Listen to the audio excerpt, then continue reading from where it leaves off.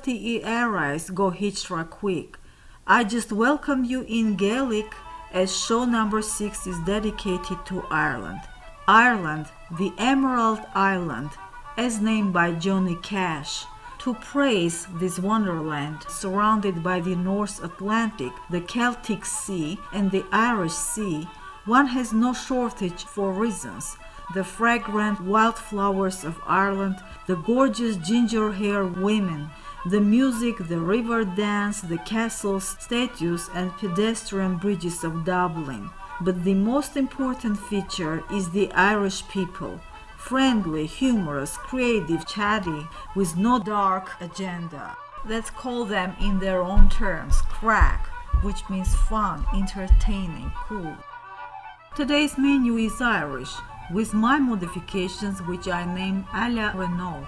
Having that said, the appetizer is Boxty à la Renault. The entrée is oyster dumpling or oyster ravioli, and the dessert is carrot tea scones. Boxty is a traditional dish in Ireland, almost a cliché. Originated in northwestern Ireland, in a county named Leitrim, today Boxty comes in a variety of recipes, depending on the part of Ireland. There is Donegal Boxty, Leitrim Boxty, Cavan, Fermanagh, Longford, Mayo, etc. In fact, every house has its own version of Boxty. For instance, the Donegal Boxty is made of raw grated potatoes, whereas the Leitrim Boxty is made of a mixture of boiled mashed potatoes and raw grated potatoes. Despite the varieties depending on the method, there are 3 types of Boxty: boiled, baked, and pan Boxty. I'm going to try something like Leitrim Boxty, but with my way twist. I must confess that, with a few exceptions, such as dishes with meats, most of the other dishes I make in my shows are debuts. I experiment those first time in front of you. Boxty is one of them. I have never tried this one. Technically, it is like hash brownies, only made on the pan. The main ingredients include potatoes, eggs, flour, oil, some cheese, and seasoning. Here I have 2 types of potatoes. I will boil and mash the Idaho potatoes and will grate the raw red potatoes. Because I will modify Boxty in my way, I'm gonna add different cheeses, bacon, parsley, green shallots, sesame seeds, and even carmine some of the patties with red beet, only some. Before making the potato mixture, let me roast this bacon in the oven. After, I will chop and add to the mixture. Now, in the bowl, go already pre-cooked and mashed Idaho potatoes, to which I will add the grated raw red potatoes, which need to be squeezed in this cotton bag from IKEA.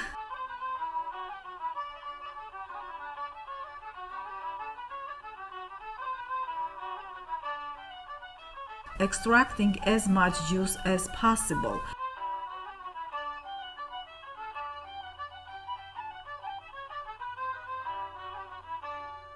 I suggest you don't rush discarding the red potato juice, as it has immense healing effects and has rich iron content. I also use it in my sourdough starter, which I raise here.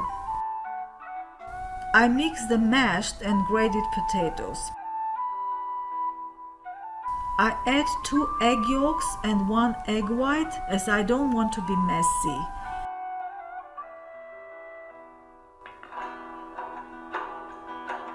I add cream, the amount of which is flexible depending on how well you extract the moisture from the raw potatoes. It is like making pancakes, where you adjust the components for the right proportion.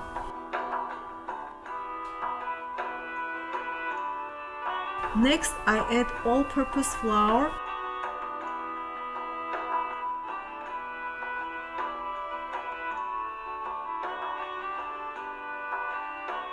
and grated cheeses. Let's see. My son has already opened and used many of those, so I will use the leftovers as well. I have different cheeses here, such as Amish blue, Spanish goat cheese, Asiago, apple smoked Gouda, and smoked Gouda with bacon, Parmigiano Reggiano, Bavarian Limburger, and Münster. Inevitably, I can't use them all, as by that I will ruin the taste. I'm gonna grate only smoked Gouda, Asiago, and Parmigiano, just to glue the mass properly. Further, I add the cooked and chopped bacon and mix the mass thoroughly. After, I add finely chopped parsley and green shallots. For the seasoning, I use freshly ground nutmeg, as it teams well with milk or cheeses, sesame seeds,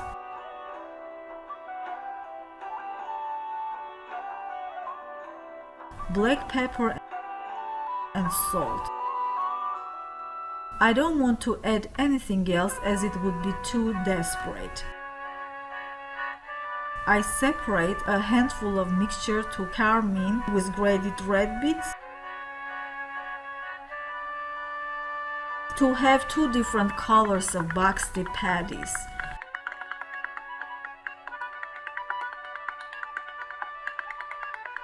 I roast them in a covered pan on medium heat. Ready, here you have it, Boxty à la Renault. You can serve it with lox or caviar or scrambled eggs or black fig spread like this.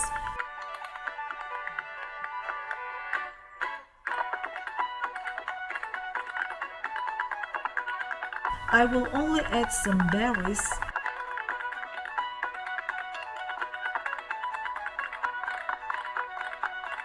and sliced clams. That's it.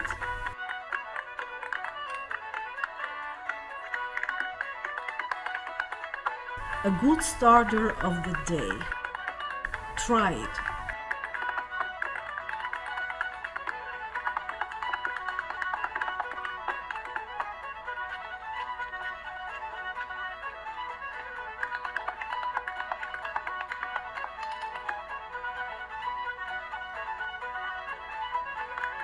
Conventionally, in each episode, I present a few pieces of my antique solid silver collection from British or German masters. For today's appetizer, I utilize this gorgeous pair of German creamer and sugar bowl made in 1819, before the decree of 1886 that would later mandate signing with crescent and crown. Both are marked with 835 purity per thousand, and the town mark is Lion Lampert, corresponding to Darmstadt. Let me magnify this for you. For the ground nutmeg, I use this Victorian mini jack on cabriolet legs. Made in 1901, as attested by the date letter small b. Made in Birmingham. See the matching anchor town mark. The makers are S, B, and S. Further, I use this Victorian salt bowl made in 1889 as proved by the date letter capital O. Made in London. See the Leo face for the town mark corresponding to London. There is also a Judy mark with Queen Victoria's profile, then widely stamped until 1890. And the makers are Finley and Taylor, who were licensed in London since 1883. Pot stickers. That's the technical name given to dumplings or ravioli, although the difference between the two is not only in the size or shape, but also in cooking methods. Unlike ravioli, dumplings can be steamed or fried, or both, fried then steamed then fried again. Don't let me even get more excited while I'm introducing the stuffing, which is His Majesty the Oyster. My son and I are avid consumers of seafood and always have a variety of seafood in the freezer. like baby squids or whelk meat, which we usually roast, grill or brine in wine.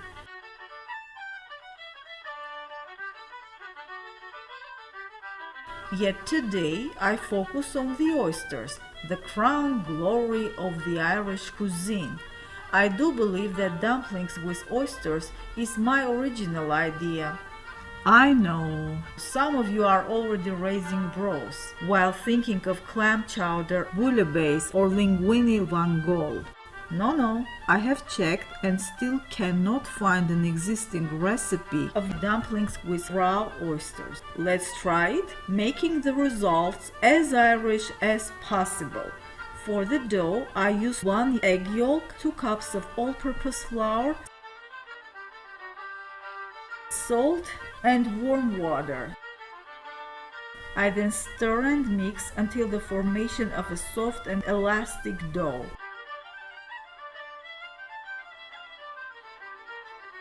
I cover it with the plastic film and let it rest for 30 minutes to become even smoother. In the meantime, while I prepare the stuffing, let me remind you that raw and fresh oysters reflect the place where they grow. Pacific Northwestern oysters are milder and less challenging than Ireland's or New England's oysters. For example, a Maine oyster from the Atlantic coast is intense and briny, whereas the oyster of British Columbia is sweet. New Brunswick and Newfoundland produce mild oysters, but still these do not rival with Pacific oysters for sweetness. Oysters from Pacific, Northwest or Scandinavia, or Japan or New Zealand are beginner friendly. The Irish oysters are not for beginners. Here I have 22 oysters. If the oysters are fresh, the shells are tightly closed. So you have to hold them with a towel on a flat surface, cup side down, and wiggle the oyster knife at the hinge tip of the shell, sliding it toward the adductor muscle to cut it open. Oh, it happened one evening at the playing of ball that I first met lovely Willie, so proper and tall. Then releasing the oyster from the shells, meantime retaining as much liquid as you can. I'm going to filter this twice. One for separating the oysters and the liquid, and the second for filtering the liquid itself from possible sediments of mud or sand. Twice or thrice. For to view my father's dwelling and place of abode, well he knew by her look and her line I will reserve the liquid for steaming. that he was there young. Now let's work on the oysters. I season with freshly ground nutmeg, black pepper, thyme, and garlic.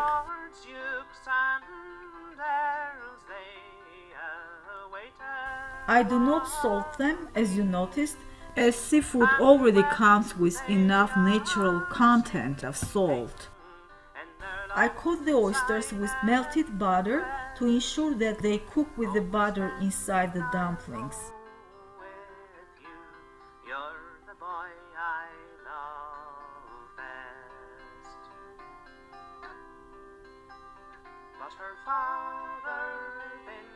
I put the seasoned oysters to freeze for 25 to 30 minutes to solidify them for easier stuffing. Meantime, I'm going to prepare the shell stock. Yes, you heard it right. I do not discard the shells. I cook them by adding lemon juice or apple cider in the water to extract as much calcium and valuable sea minerals from them as possible.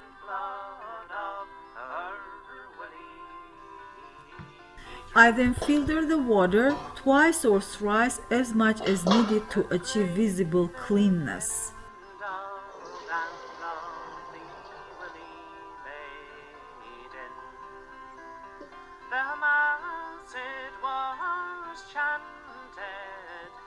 To cleanse his soul from sin, and it's so honored, Father, you may speak as you will, but the innocent blood of my love you did spill.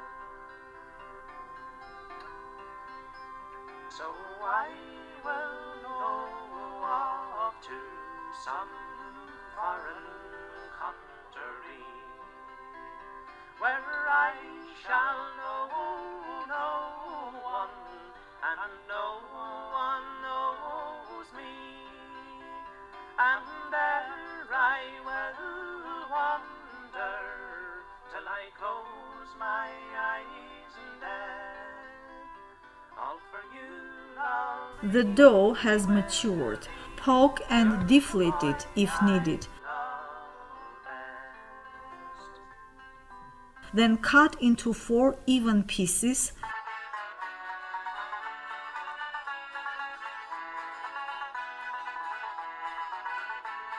Divide again to final cuts.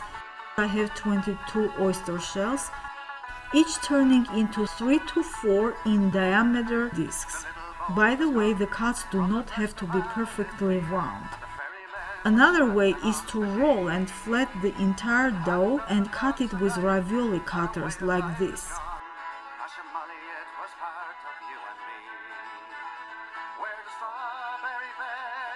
Press to make the edges thinner than the center of the discs. Then water the edges with clean fingertips. Closing of dumplings requires a training, which I do not have. After placing oysters in the very center, press the edges together in the center and simultaneously with one hand pinch and press the remaining sides in a way that you fold the edges only on one side, pushing it toward the opposite side to stick.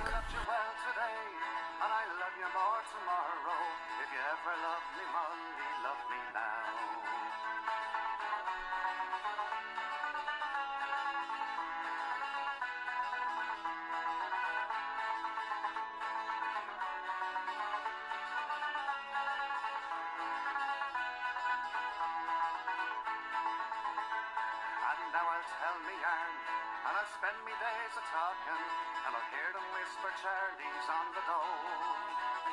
But Molly, we're still living, and darling, we're still young. After, give some curve as well, which not only improves the looks, but makes the dumplings easy to work with on the pan, keeping them upright. Make sure that the folders are on one side and the other side is flat.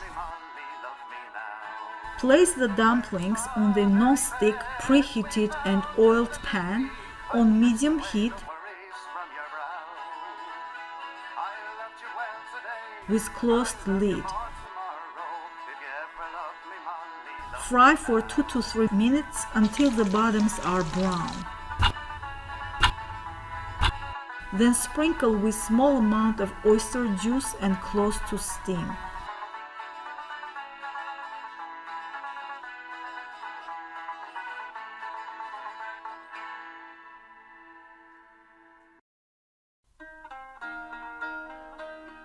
Uncover after 3 minutes and let them fry again for another 5 minutes on medium heat until the juice is gone and the bottoms are golden brown. Now we have dumplings crunchy and crispy on one side and soft and tender on the other. Dress the plate with the golden brown side facing up, dressing with your favorite greens. Here I use fresh verdolaga. And eat the dumplings by dipping in the ramekin filled with a mixture of soy sauce and balsamic vinegar. This was quite a journey for the oysters that were picked up in their natural shells and ended up in different shells, battered shells, from one shell to another. This was my very first experience in making this particular recipe that I invented. You can also cook them for 7 minutes in the shell stock,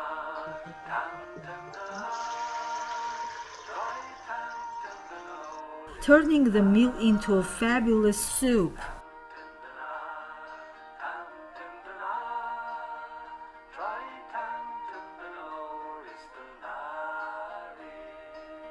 To which you can add saffron, chopped fresh dill and green onion.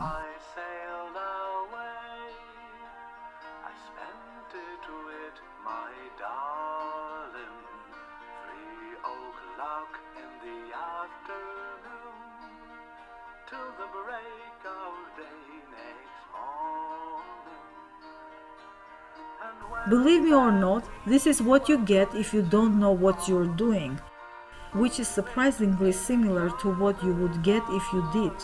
The point I make is that experience and skills are not enough to achieve perfectly and evenly shaped dumplings, especially when stuffing those with oysters is a challenge. Seafood usually pairs well with white wine. Tired of cliché, I toast with Smirnoff, infused with lemon and lime juice, with these mini shots or cordials. Sláinte, which in Gaelic means to your health. Your response to my toast will be Sláinte agatsa, which means to your health as well.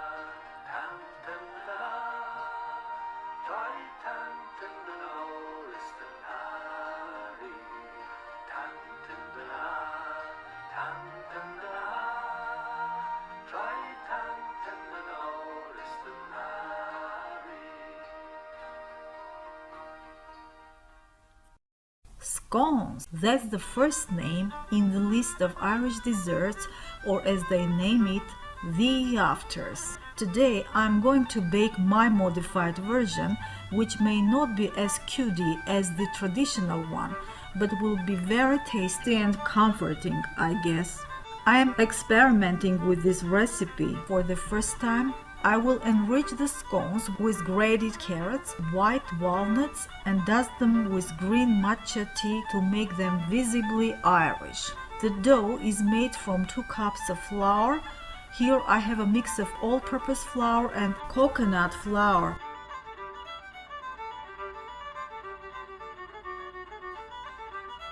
Whatever you have, make it 2 cups or 400 grams. Instead of sugar, I use maple syrup and a bit of raw honey. And because I add natural raw honey, I'm not going to use baking powder, which otherwise is required in the standard recipe. I use this truffled acacia honey. I will add 200 grams of diced cold butter. Remember, the butter must be cold, not melted. Then I will add 1 egg, buttered egg. Yes, buttered egg. The Irish like to butter the eggshells before using. They dip the raw eggs into melted butter and keep for a month or so. And no matter how hard you try to hard boil those eggs, you cannot. No matter how long you boil them, the eggs remain soft boiled, over easy, and very tasty. The consistency of the dough must not be homogeneous or uniform. Don't overmix the dough. That's the secret for a perfect scone. Now I will add the liquid ingredients. Usually it is buttermilk, but I will add cream. I will add a handful of grated carrots. Because I did not squeeze the carrot juice out, I am reducing the amount of cream accordingly. At this point, I will add pre-roasted white walnuts.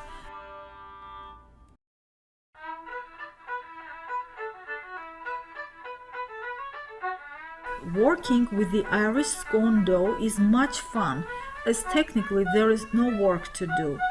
Mix until a shaggy dough forms without kneading.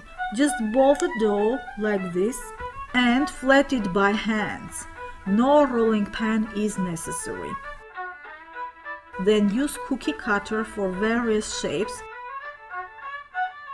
usually 3 inches or 7 to 8 centimeters in diameter. For egg washing, I'm using this mixture of egg yolk and cream. A gypsy rover came over the hill, down through the valley so shady. He whistled and he sang till the green woods rang, and he won the heart of a lady.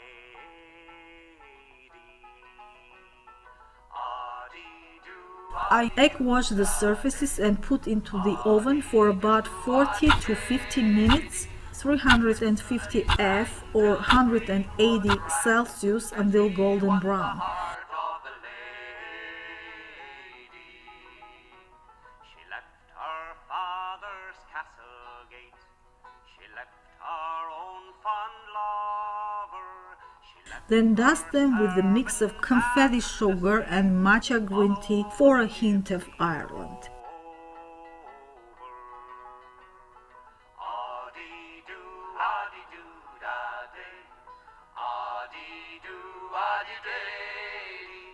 He whistled and he sang till the green woods rang, and he won the heart of a lady. Her father saddled up his fastest steed. He roamed the You can try them with jams or marmalades or curds like this. at great speed, and the whistling gypsy rode. But I will refrain from any addition as my scones already contain walnuts and carrots. It's tea time!